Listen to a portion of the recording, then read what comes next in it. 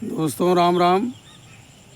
अब ये समझ लो कि धान की फसल तकरीबन अब तैयार होने के कगार पर है। अब जो है इसमें अब पानी की ज़रूरत नहीं है। अब बारिश ना भी होगी तो भी ये धान पैदा हो जाएंगे।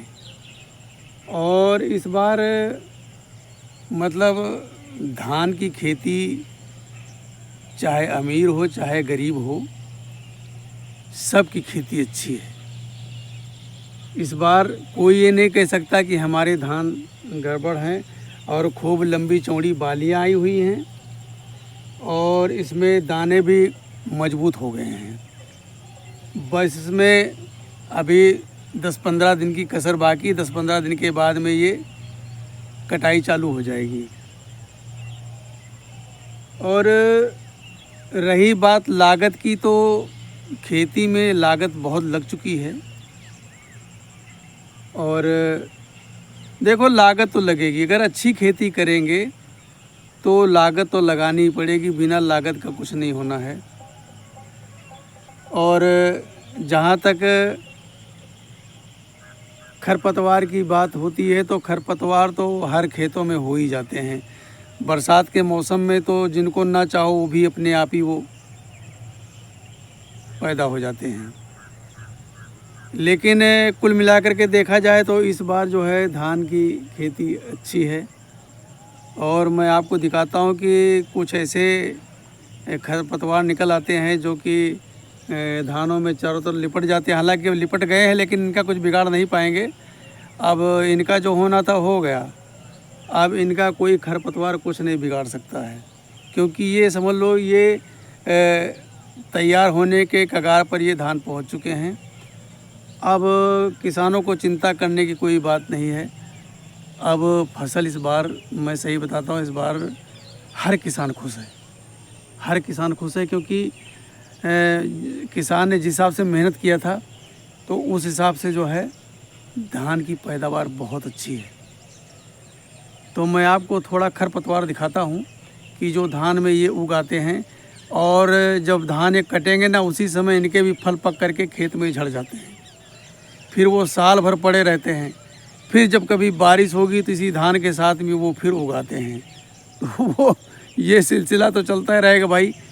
अब खरपतवारों की रक्षा कौन करता है? उनकी रक्षा तो ईश्वर करता है भाई। धानों को तो हम देखते हैं कि इसमें दवा छिड़कना है और किसी प्रकार का रोग न लगे, लेकिन वो जो खरपतवार अपने आप निकल आते हैं उनको हम मारने के लिए दवा छिड़कते हैं। लेकिन कहते नहीं, जाको राखे साइया मार सके ना कोई, तो खरपतवार को नहीं मार सकते हैं।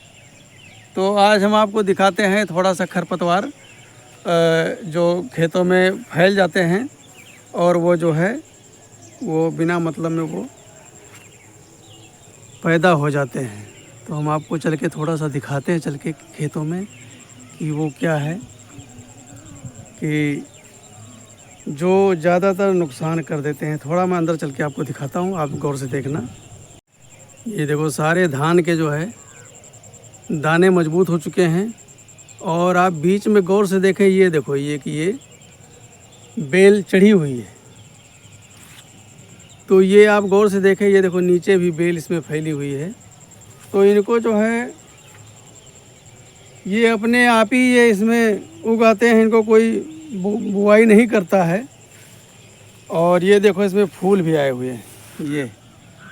ये फूल भी आ गए हैं। अब इसमें फल भी लगेंगे और धान के साथ साथ इनका भी काम तमाम हो जाएगा। और धान की क्वालिटी बहुत अच्छी है। गौर से देखिए आप कि धान जो है इस बार धान सारे अच्छे हैं। अब ये समझ लो कि ये पक गए हैं, लेकिन अभी इसमें 10-15 दिन की कसर है। और रही इसकी, तो इसमें भी जो है इसमें लगभग 20 दिन लग सकता है। 20 दिन के बाद में इसकी भी कटाई चालू हो जाएगी। और दाने तो, हालांकि दाने इसमें मजबूत हो गए हैं, दानों के मजबूती में कोई कमी नहीं है, लेकिन अभी जो है दाने भी कच्चे हैं, पके नहीं हैं। तो अभी इसमें जो है 15 से 20 दिन का टाइम इसमें लग सकता है।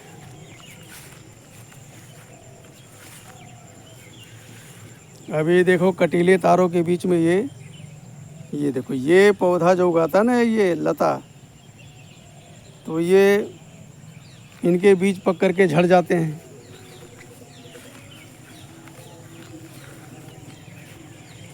ये सारे धान लगभग पक चुके हैं, थोड़ा सा कसर इसमें बचा हुआ है।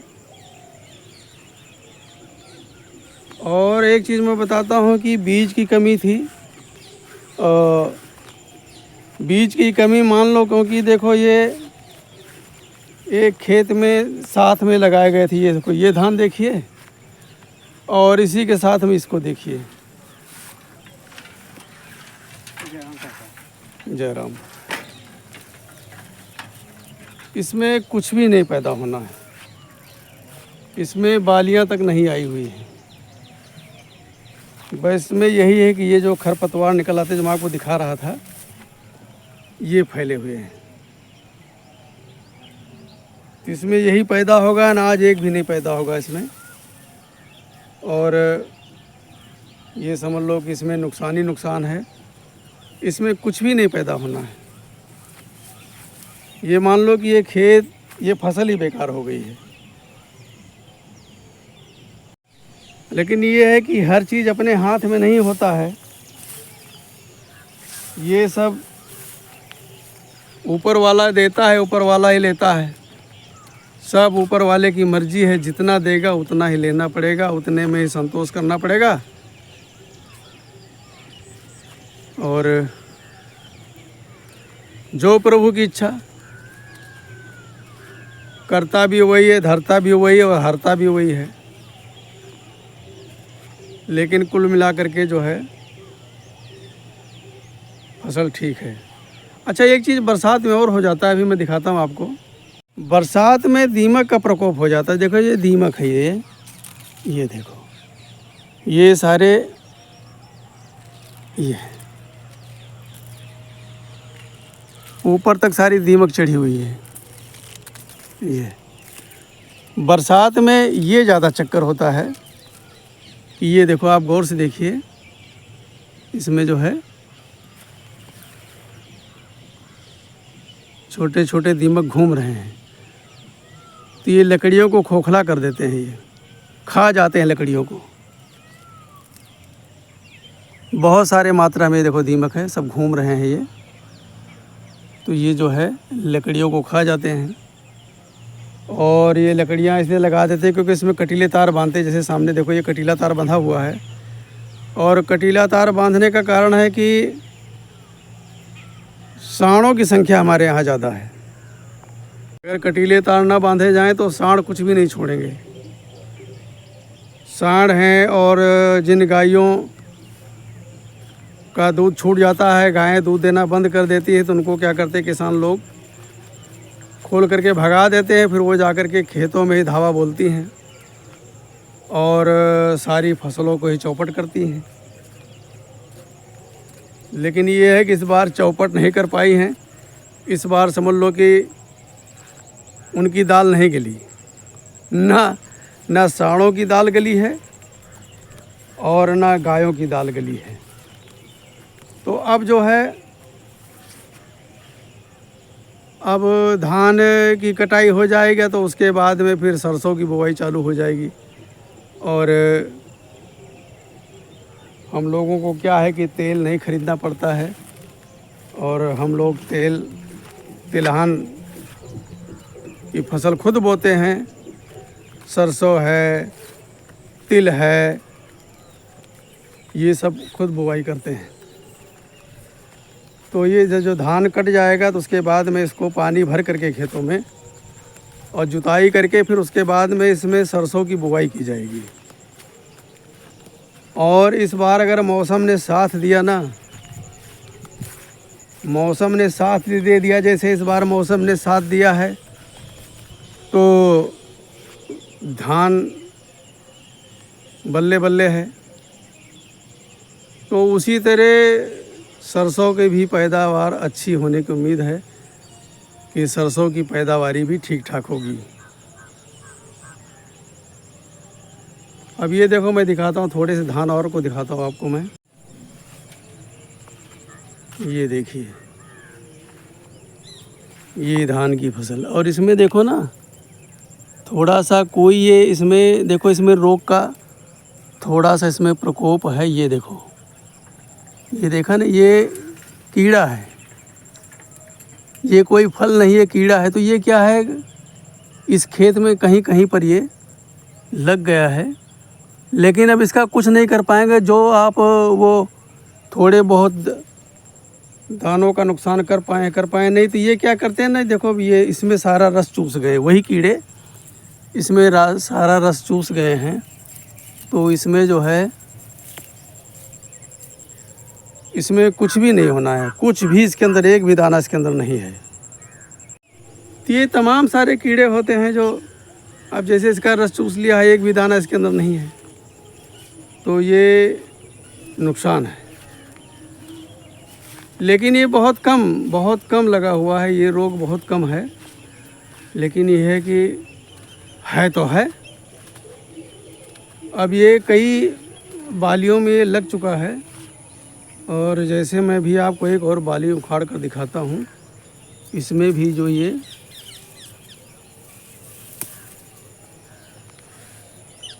देखो, ये इसमें एक भी दाना नहीं है। देखने में ऐसा लगता है कि न जाने कितना इसके अंदर धान पैदा होगा, लेकिन इसमें एक भी चावल नहीं निकलेगा। ये सब जो है फरहा हो गया है। तो ये जो कीड़े हैं, ये जो है उसका रस जो है चूस लेते हैं, और इसमें जो है, इसमें जो दूध होता है, वही दूध पक करके फिर चावल बन जाता है। तो वो सारा रस जो है चूस लेते हैं। तो ये जो है एक समस्या है। लेकिन इस बार जो है ये समस्या बहुत कम देखने को मिल रही है, ये समस्या बहुत कम है। और ये तो कहो कि समय समय पर दवाइयों का छिड़काव होता है, नहीं अन्यथा तो कीड़े मकोड़े इतने पैदा हो जाते हैं कि पूछो मत, वो फिर नुकसान पहुंचा देते हैं। लेकिन इस बार उतना नुकसान नहीं कर पाए हैं जितना होना चाहिए। और फिर ये तो है कि चाहे शरीर हो चाहे फसल हो, थोड़ा बहुत रोग तो हर किसी में लगी जाता है। आप जितना मर्जी बचा लो, कुछ ना कुछ कमियां खामियां तो सब में रह जाती हैं। तो वो जो है कुल मिलाकर के ठीक है। और दोस्तों, मैं आपको एक चीज़ बताना चाहता हूँ कि बीज बेचने वाले जो है ना, वो किसानों के साथ घपला कर देते हैं। अब हमारे साथ भी ऐसा हुआ है। अब ये देख लो कि 2 तरह के बीज लाए थे हम। एक तरह का बीज लाए थे, तो ये देखो, ये देखो, ये धान कितने बेहतरीन हैं। और एक बीज और लाए थे, बोले कि बहुत अच्छा पैदावार होगा ये। तो एक ला करके उसकी हमने बेरन तैयार किया और लगाया, तो ये देखो एक भी बाली नहीं है और ना बाली आएगी, कुछ नहीं आएगा। ये ऐसे ही हरा चारा के रूप में पूरा धान इस्तेमाल किया जाएगा, इसमें कुछ नहीं मिलना है। तो बीज बेचने वाले भी मतलब आजकल तो हर चीज़ का जो है डुप्लीकेट पैकेट मिल जाता है। पैकेट खरीद लो, अपने घर का अनाज डाल करके बेच दो। तो किसानों के साथ दुनिया भर की समस्या यही हो जाती है कि किसानों के साथ हर कोई धोखा करता है। चाहे दवा बेचने वाला हो या बीज बेचने वाला हो, सब घपला करते हैं। तो किसानों का कल्याण कहीं नहीं है। लेकिन ये है कि चलो, ये ऊपर वाले का शुक्रिया है कि ऊपर वाले ने साथ दे दिया है। तो कुल मिलाकर के जो है धान की फसल ठीक है और किसान खुश है। और जब किसान खुश रहेगा ना, तभी आप भी खुश रहोगे। आपको खुश केवल किसान कर सकता है, सरकार नहीं करेगी। सरकार जो है किसानों का खून चूस करके आपको खुश कर सकती है। बाकी जो है किसानों के बारे में ना कोई सोचता है। और किसान, ये मान लो कि किसान जो है ईश्वर के सहारे है। किसान भी कहता है जो भगवान देगा वही मिलेगा। हम तो भैया भगवान के सहारे हैं, तो किसान भगवान के ही सहारे हैं। भाई बड़े बड़े पूंजीपति हैं, वो पैसे के सहारे होते हैं। अब ये धान तैयार हो जाएंगे तो दलाल गांव गांव में घूमेंगे, और हर किसान के पास थोड़ा बहुत कर्जा होता है तो उसके लिए अनाज को बेचता है, तो वो कौड़ी के मोल धान को ले जाएंगे और अपना मनमाना रेट पर बेचेंगे और मनमाना कमाएंगे।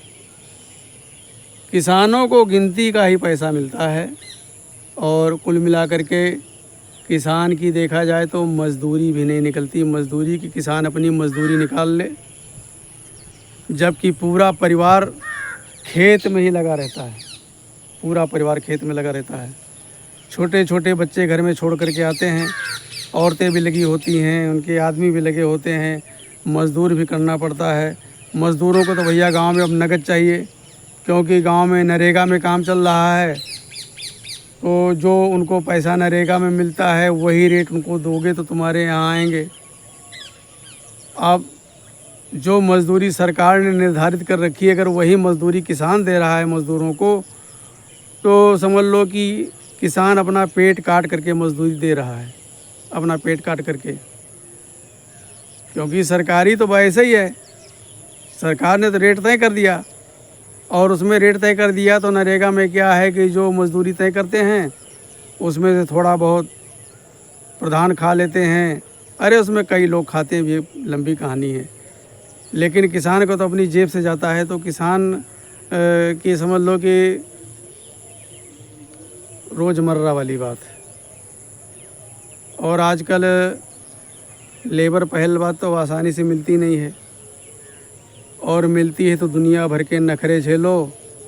अगर वो नशा पत्ती करते हैं, पान बीड़ी गुटखा खाते, वो भी खिलाओ, नाश्ता कराओ और पैसे दो। अब ये समझ लो कि 250 से 300 की मजदूरी के छोटे छोटे बच्चे लाते हो तो वो 250 रुपये लेते हैं, नहीं तो 300 रुपये। और उनको समोसा लाओ या पूड़ी लाओ, मतलब 15 रुपये का नाश्ता कराओ उनको, और 10 रुपये का जो है गुटखा बीड़ी जो भी खाते हो पीते हो, तो ये सब देना पड़ता है। तो मतलब 350, 325, 350 का एक मज़दूर गांव में पड़ता है। और फिर ये नहीं कि वो तुम्हारे हिसाब से काम करेंगे कि भाई जल्दी करो जल्दी करो जल्दी करो। वो अपने ही चाल से चलेंगे, तुम्हारी एक नहीं सुनेंगे। तो आजकल बहुत दिक्कत है, किसानों के साथ तो विशेषकर दिक्कत है। लेकिन चलो कोई बात नहीं, ऊपर वाला, भाई कहते हैं ना कि अल्लाह मेहरबान तो गधा पहलवान, तो ऊपर वाले को साथ देना चाहिए। और ऊपर वाले ने साथ दिया तो किसान ये छोटे मोटे दुख भूल जाता है। वो अपनी लहलहाती फसलों को देख करके ही संतुष्ट होता है और खुश होता है कि चलो जो भगवान ने दिया वो बहुत दिया। तो दोस्तों, आज हम सुबह सुबह निकल आए खेतों की तरफ। हमने कहा चलो थोड़ा देख लेते हैं, हालांकि अभी इसमें 15-20 दिन का टाइम है कटाई में, तो हम कहा चलो घूम करके आते हैं। तो हमने आपको अपना ये सारा दिखाया। तो आज का वीडियो आपको कैसा लगा? और मैंने देखा है कि दोस्तों आप हमारा वीडियो देखते नहीं हैं, और जिन्होंने हमारे चैनल को सब्सक्राइब कर रखा है वो भी लगता है कि हमारा साथ छोड़ रहे हैं। 1-2 सब्सक्राइबर डेली कम ही हो रहे हैं। तो भाई दोस्तों ऐसा मत करो भाई, कम मत करो, बढ़ना चाहिए, परिवार जुड़ना चाहिए। और भाई देखो, असली खुशी तो परिवार के साथ ही है, और जब परिवार का एक एक आदमी साथ छोड़ देगा तो हम कैसे जिएंगे। तो हमारे साथ आपका रहना बहुत ज़रूरी है, और आपका प्यार मिले हमें, और आप हमसे जुड़े रहें। और हमें क्या चाहिए भाई, दुनिया में आए हैं तो जीना ही पड़ेगा। आए हैं तो जिएंगे तो ज़रूर, चाहे हंस के जिए और चाहे भैया रो करके जिए, तो जीना तो पड़ेगा। लेकिन जब जो खुशी अपनों के साथ रह करके हंस कर जीने में है ना, वो अकेले हंसने में नहीं है, समझे। अकेले हंस लो और अपनों के साथ बैठ कर रो लो, बात दोनों बराबर है। सही बता रहा हूँ मैं आपको।